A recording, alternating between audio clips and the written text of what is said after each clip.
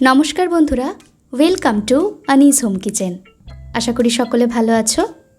আমিও ভালো আছি, যদিও গরমে খুব একটা ভালো থাকা যাচ্ছে না, তবুও চেষ্টা করছি। আজকে দুপুরে কী কী রান্নাবান্না করেছিলাম সেগুলো তোমাদের সাথে শেয়ার করছি। আজ বেশি কিছু করিনি, মাত্র দুটো পদই বানিয়েছিলাম। আর এখন একটু তরকারি কাটতে বসেছি, সকালবেলায় একদম ঢুলু ঢুলু চোখ নিয়ে। এই আনাজপাতি কাটাকুটোতে বাবা আমাকে রোজই কিছু না কিছু হেল্প করে দেয়। আজ যেমন মোচাটা কেটে দিয়ে গেছে। মোচা কাটা, শাক কাটা, থোর কাটা, এসব সূক্ষ্ম জিনিস কাটাকুটির কাজে আমার বাবা একদম এক্সপার্ট। ছুরি দিয়ে খুব সুন্দর করে বসে বসে আস্তে আস্তে কেটে দেয়। আর সবচেয়ে বড় কথা, ভালোবাসে কাজটা করতে। তো যাই হোক, সবজিপাতি কেটে তারপর সকালের একটু ওটস খেয়ে তারপর রান্নার কাজে লেগে পড়েছি। আজকের মেনুতে ছিল পটল পোস্ত, ভাত আর মটর ডাল বাটা দিয়ে মোচার ঘন্ট, সবকটাই নিরামিষ আইটেম। পটলের খোসাগুলো ওপর ওপর ছাড়িয়ে নিয়ে একটু নুন মাখিয়ে রাখলাম। আর এদিকে পোস্তটাও ছাঁকনিতে করে ধুয়ে রেখেছিলাম। এবার এটা বেটে নেব। একটু নরম থাকলে পোস্তটা বাটতেও সুবিধা হয়। আর শুধু পোস্ত না, এতে একটু সর্ষে আর কাঁচা লঙ্কাও দেব। কিন্তু প্রথমে পোস্ত আর কাঁচা লঙ্কা কিছুটা বেটে তুলে রেখেছিলাম। ভাতের সাথে কাঁচা পোস্তটা কোনোভাবেই মিস করা চলে না, ওটা মাস্ট থাকতেই হবে। আর তারপর পটল পোস্তর জন্য একটু সাদা সর্ষে, একটু কালো সর্ষে আর কাঁচা লঙ্কা দিয়ে বাকি পোস্তটা একসাথে বেটে নিয়েছিলাম।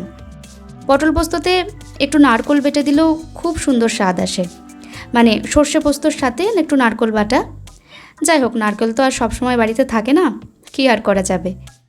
আর রোজকার রান্নাতে দু একটা জিনিস না থাকলেও কাজ ঠিক চলেই যায়, তাই না?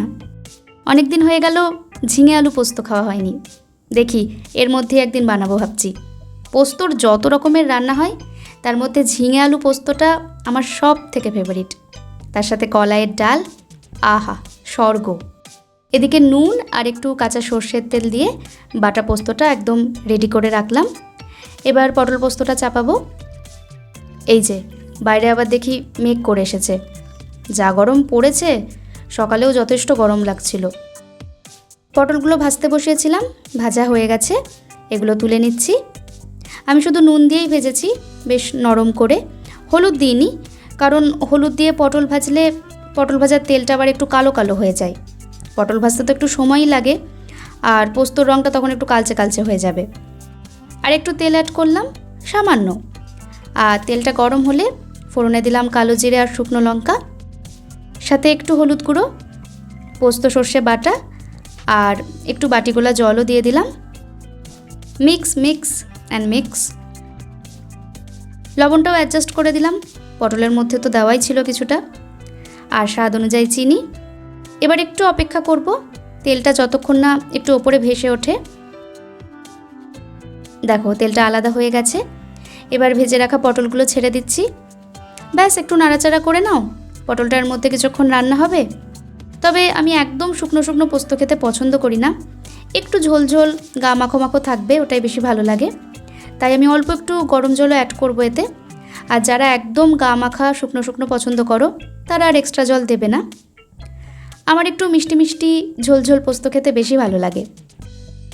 এই যে 2-4 মিনিট এটাকে ঢাকা চাপা দিয়ে রান্না করে নিয়েছি। পটলটা এখন একদম পুরোপুরি কুকড। আর একটুখানি কাঁচা সর্ষের তেল দিয়ে এটাকে এবার নামিয়ে নেব। এই দেখো পটল পোস্তর ফাইনাল লুক। চলো এবার নেক্সট আইটেমটা বানাই। বাবা একদম সকালবেলায় মোচাটা কেটে দিয়ে গেছে। অনেকক্ষণ জলে ভেজানো ছিল, কষ টস যা বেরোনোর সব বেরিয়ে গেছে।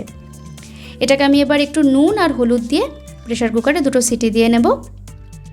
আর ওই যে তখন বলছিলাম না মেঘ করে আসছে, এই দেখো রান্না করতে করতেই দেখছি বৃষ্টি শুরু হয়ে গেছে। মনে হচ্ছিল রান্নাবান্না ছেড়ে দিয়ে ছাদে চলে যাই, দিয়ে কিছুক্ষণ বৃষ্টির মধ্যে দাঁড়িয়ে থাকি। খুব একটা বেশি বৃষ্টি যদিও হয়নি, কিন্তু হ্যাঁ একটু হলেও ওয়েদারটা চেঞ্জ হয়েছে। এই দেখো মোচাটা সেদ্ধ করে নিয়েছি, জল ঝরিয়ে নিয়েছি। তবে জলটা ফেলবো না, অবশ্যই রান্নায় ব্যবহার করব। আর আলুগুলো এদিকে ছোটো ছোটো ডুমো ডুমো করে কেটে নুন হলুদ দিয়ে ভেজে নিচ্ছি। এমন করে ভাজবো যাতে 50% মতো এখানেই সেদ্ধ হয়ে যায়।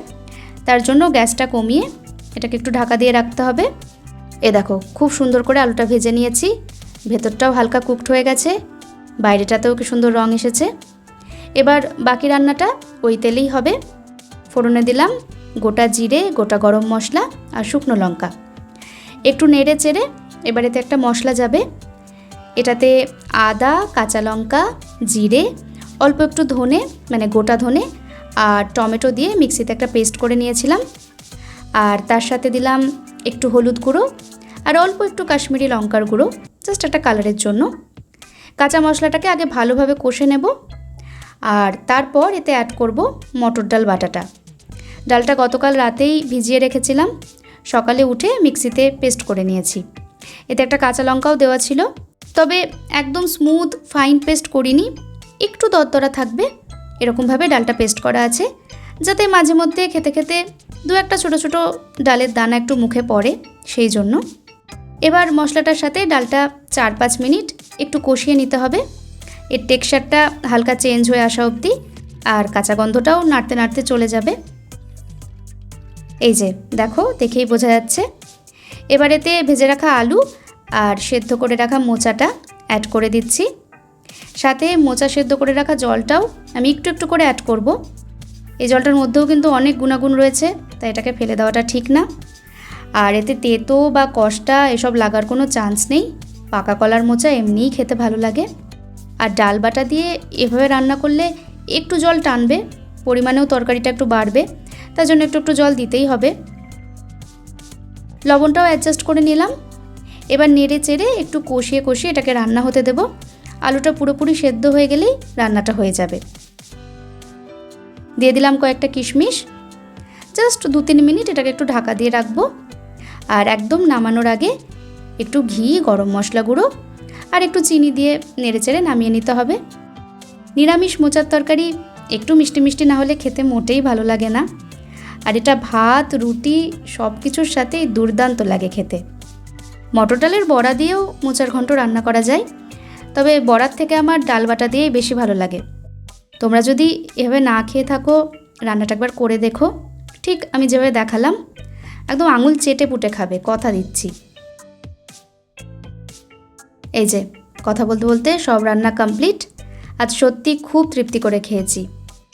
আসলে রোজ রোজ ডাল ঝোল খেতে ভালোও লাগে না, আর সবসময় ওই পেঁয়াজ রসুনের রান্নাও করতে ইচ্ছা করে না।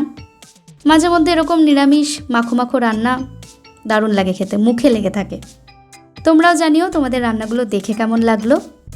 আর আমার এরকম ছিমছাম ঘরোয়া রন্ধন উপস্থাপনা যদি তোমাদের ভালো লেগে থাকে, তবে একটাই অনুরোধ করব, পাশে থেকো, জানিও আমাকে। তোমাদের কমেন্ট পেলে আমার ভালোই লাগবে। আপাতত আমি এই কাঁচা পোস্ত দিয়ে ভাতটা ভালো করে এনজয় করি। তোমাদের সাথে দেখা হবে আবার অন্য কোনো দিন। আজকের মতো বিদায় নিচ্ছি। সকলে খুব ভালো থেকো, সুস্থ থেকো। টাটা।